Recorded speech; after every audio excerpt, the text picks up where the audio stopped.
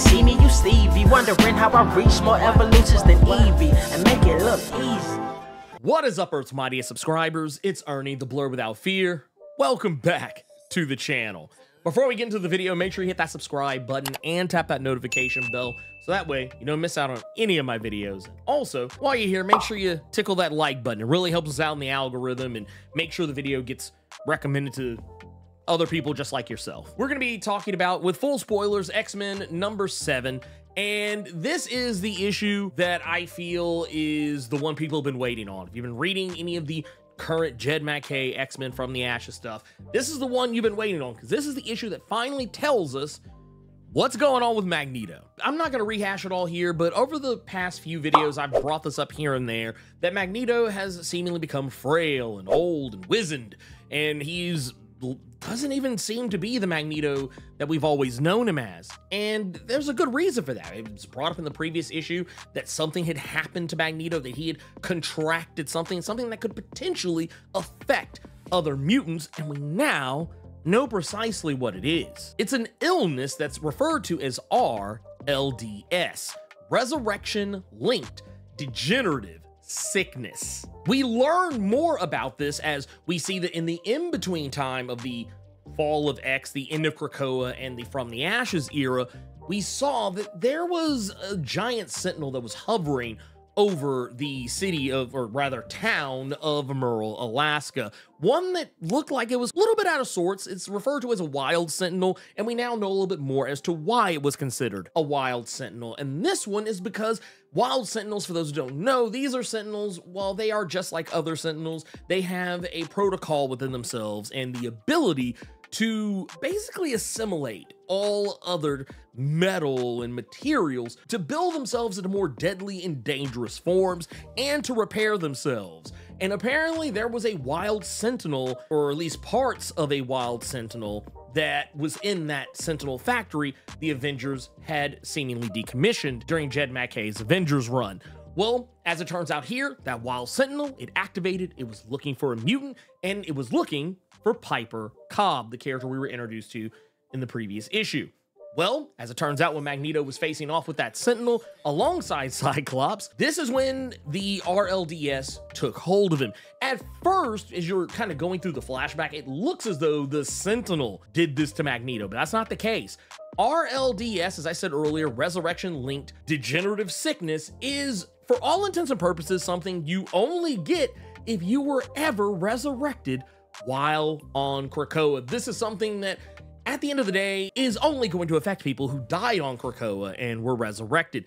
And this isn't really the first of its kind. Consequences of death and resurrection during the House of X era, it's not brand new. We actually saw this during the Ten of Swords event, when it was revealed that people who died in Otherworld, if you tried to resurrect them back in, like, the main Earth continuity, or the prime material plane of Marvel Comics, what would happen is that person would come back wrong. And that's how we wound up with characters like Wrong Slide after Rock Slide was killed off during Ten of Swords. How Gorgon came back as, I don't think he had a different name when he came back, but we'll keep with the Wrong Slide of it all. We'll call him Wrong Gun, I guess, or Gore Wrong, I don't know. But when he died during Ten of Swords, he had the same problem. When he was resurrected, he came back wrong.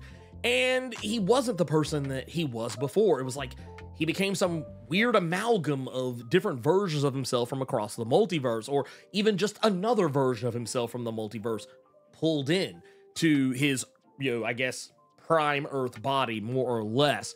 Well, in this case, this is something that only affects mutants who were killed and were brought back. And Magneto muses about the fact that he only died once and was resurrected. Technically, he died twice, but he was only resurrected, via Krakoan means once.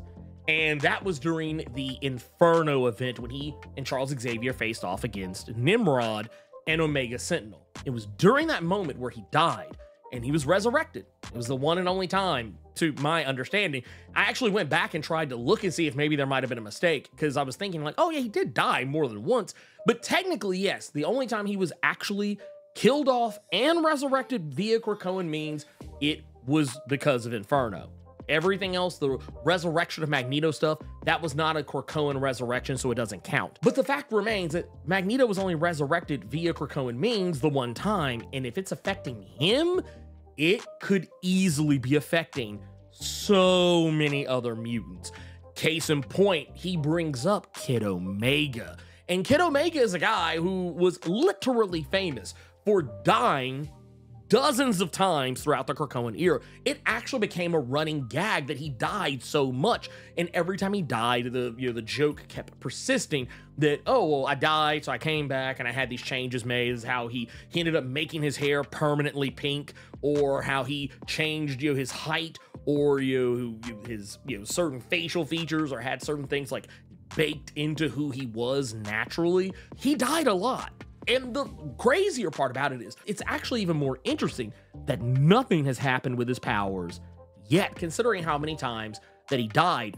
But because of how many times he died, part of me wonders if, for whatever reason, he might have become patient zero in all this in such a way that maybe, yeah, he died so many times that he has RLDS, but because this isn't like a viral thing, it's more of a disease, it's not something that, he can pass anyone, so not saying he's a patient zero in that sense, but just it doesn't affect him in the same way that it's affecting Magneto, where Magneto has lost his youthful features that he gained from the resurrection of Magneto story arc, and that he's lost control of his powers. And he's an Omega level mutant, losing his control of the electromagnetic force. Imagine Quentin Quire losing control of his Omega level telepathic abilities. It would be a death sentence for almost anyone around him. Real quick, actually, something I just thought about as I was editing this is that we've actually already seen Quentin Quire suffer RLDS before. Maybe we just didn't know what it was at the time. I went back and looked at some issues of X-Force to see how many times Kid Omega had died over the course of it. And while I eventually just wound up getting tired and stopped counting, I did notice one thing that came up, and I forgot. There's a point towards the end of the series, roughly around issues number like 42-ish, where Quentin Quire's powers stop working. And I also want to point out, this is something that was never addressed by the time that Benjamin Percy ended his X-Force series at issue 50, and it was not even talked about really any at all during the Wolverine story arc Sabretooth War, where Quentin Quire was actually present. He was using his powers quite normally for the most part during that Wolverine story arc. It was also written by Benjamin Percy, so the fact that it never really came up at any point, towards the end of that, all we knew is that every time Quinn tried to use his powers, either they wouldn't work, or they would go haywire, or they would fizzle out. Any combination of those three could have happened at any point in time. While once again, it's not the same as what happened to Magneto, I wonder if it's connected, because honestly, it's not that far off. I mean, while Magneto, there's the age thing that's come into play with it, part of me also wonders if maybe that's also because Magneto is very long-lived. He's not as long-lived as a character like Wolverine, but it stands to reason that, Magneto isn't as old as he probably should be. He definitely is a lot younger than a man, should be, who lived through the Holocaust as I think at the time of the Holocaust, Magneto was either at early points of it, like a preteen, and then teenager, through the course of it, depending on what story you read. Sometimes some people have him as a child. The movies had him as a child, but if you actually go read the comic that actually focuses on Magneto being, surviving the Holocaust, he's a fair sight older. But my whole point is maybe that's also tied to the fact that his powers, obviously are going on the fritz. That his control of electromagnetism, for whatever reason, gives him a longer lifespan or allows him to look more youthful. I don't know, but point is, yes, it actually all makes more sense now what's going on, and maybe why Quentin has not been affected by it yet. Kid Omega is safe for now, but I wonder for how long. Anyway, getting back to it.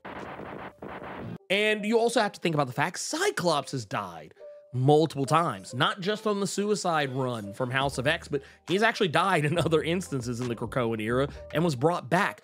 Wolverine has actually died, I won't say almost as many times as Quentin Quire, but if there was anyone who's close to it, Wolverine would be one of them. He has actually died on multiple occasions over the course of the Krakoan era. I'm not gonna say that I'm shocked he doesn't have it. I mean, I'm pretty sure he does, but because he has a healing factor, that might be why he's not feeling the effects of RLDS the same way that maybe Magneto or Quentin Quire would. We also can't forget about Beast. Beast, well, he didn't die a whole heap of a lot of times throughout the Krakoan era. He cloned himself using the mutant resurrection protocols multiple times. And while technically those things would only really, I guess, feasibly affect the X-Force version of Beast, who supposedly is no longer among us. We never saw a body at the end of the X-Force, X-Force number 50 series. So who knows? But I have a feeling he's not dead. Not that version of Beast. This Beast we have before us, his mutant backup was from the time that he was on the Defenders in like the 80s. So yeah, this Beast has not seen or done any of the things that X-Force Beast has. And yet, because Beast was cloning himself so many times, it's gotta be the same process, even though technically you didn't die, but you have a clone body that was created. There's gotta be some diminishing returns in there somewhere. So Beast could potentially be affected by this as well, and kind of explains why he mentioned in the previous issue that it could affect any of us. And you also have to think about too, Jean Grey.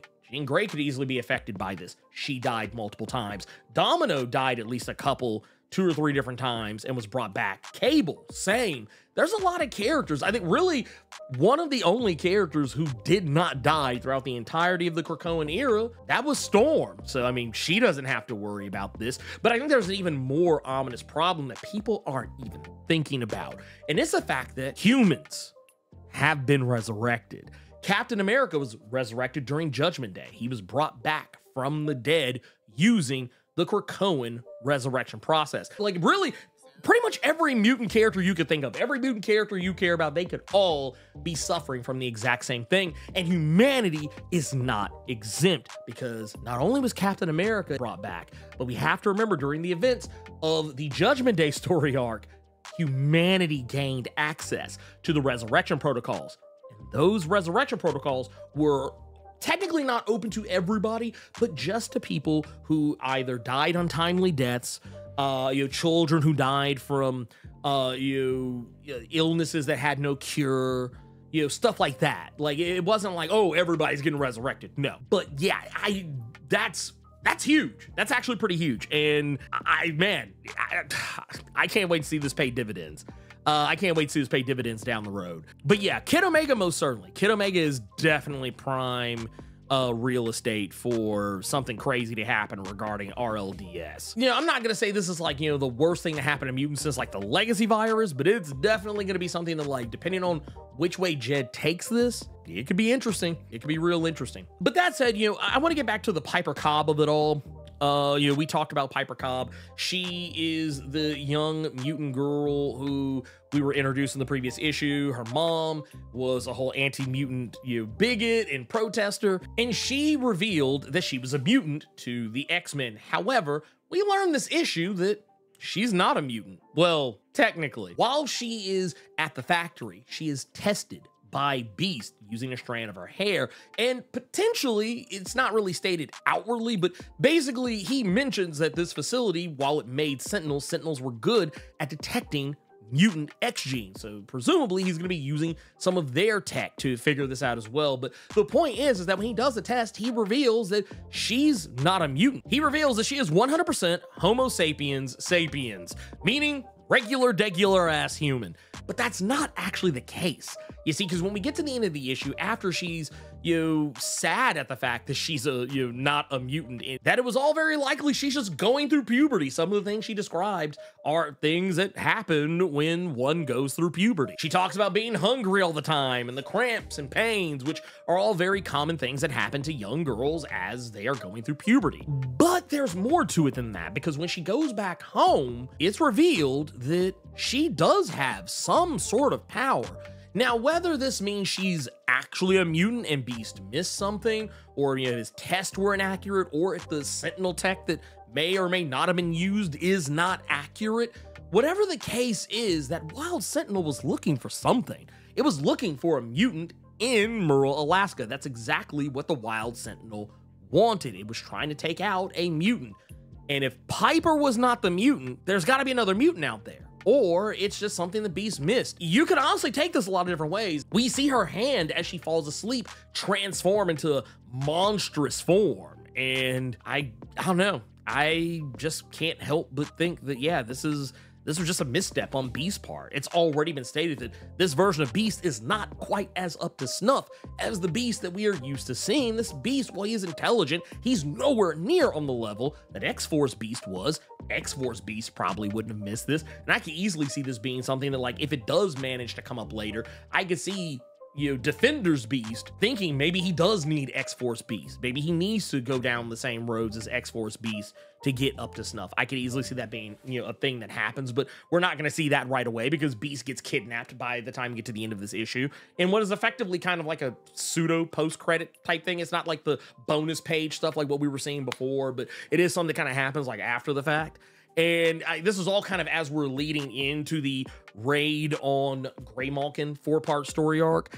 And yeah, Beast gets snatched up. Now, whether he gets snatched up, and we don't know by who, but whether it's from the O&E or the Greymalkin prison guards, or if this is 3K, we don't really know, but I feel like this isn't 3K style. But yeah, Beast gets snatched up. He's getting ready to go meet with the chief, who we were introduced to in the first issue, and he gets snatched up. And we don't see even so much as a hint as to who it was. All in all, this is going to make for some interesting waves for the X-Men because they're dealing with a lot right now. They're dealing with the fallout of Temper going off script and bringing that little girl Piper Cobb to the factory without consulting with anyone else except for Magic. And at that point, not even going to the rest of the X-Men with it, but just running their own clandestine operation. Something Psylocke tells Temper that it was a bad idea that she did this.